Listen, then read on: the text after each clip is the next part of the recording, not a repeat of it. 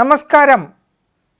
കേരളത്തെ ഞെട്ടിച്ചുകൊണ്ട് അതുപോലെ തന്നെ രാജ്യത്തെ ഞെട്ടിച്ചുകൊണ്ടുള്ള ഒരു പ്രധാനപ്പെട്ട വാർത്തയാണ് ഇപ്പോൾ ഞാൻ പങ്കുവയ്ക്കാൻ പോകുന്നത്.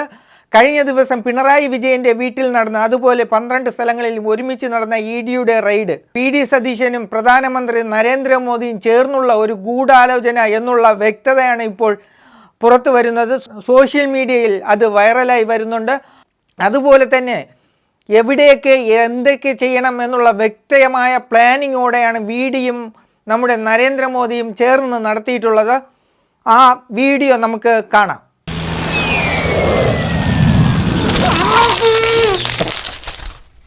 ഞാൻ ആദ്യമായിട്ടാണ് നരേന്ദ്രമോദിയെ നേരിൽ കാണുന്നത്.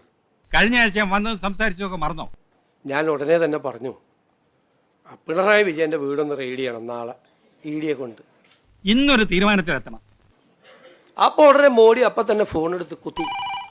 എന്നിട്ട് പറഞ്ഞു, നാളെ രാവിലെ സതീശൻ വന്നിട്ട് ആദ്യമായിട്ടൊരു കാര്യം പറഞ്ഞാണ്, നാളെ രാവിലെ കംപ്ലീറ്റ് സ്ഥലത്ത് റെയ്ഡ് ചെയ്യണം. അപ്പോൾ ഞാൻ പറഞ്ഞു, ഒരു സ്ഥലത്ത് പോരാ, 12 സ്ഥലത്ത് ചെയ്യണം. ആ സതീശൻ പറഞ്ഞേക്കണത് 12 സ്ഥലത്ത് റെയ്ഡ് ചെയ്യാനാണ് പറഞ്ഞേക്കണത്. 4 മുറി, അടുക്കള, കക്കൂസ്, ലൈറ്റ്, പൈപ്പ്, ആശുപത്രി, ബസ് സ്റ്റോപ്പ്, സ്കൂള്, എല്ലാം.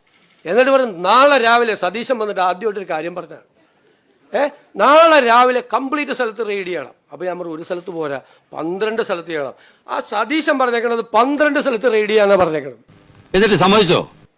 അങ്ങനെ 12 സ്ഥലത്ത് റെയ്ഡ് ചെയ്തു. ഇത് മുൻ മന്ത്രിമാരുൾപ്പെടെയുള്ള ആളുകൾ വരെ വന്ന് പത്രക്കാരോട് പറയുകയാണ്. ഞാൻ ചിരിക്കണോ അല്ല കരയണോ?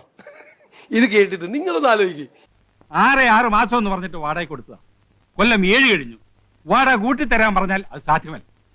എനിക്ക് എന്റെ പെൻഷനില്ലാതെ വേറെ വരുമാനമില്ല. എന്റെ വീട് ഒഴിഞ്ഞു കിട്ടും.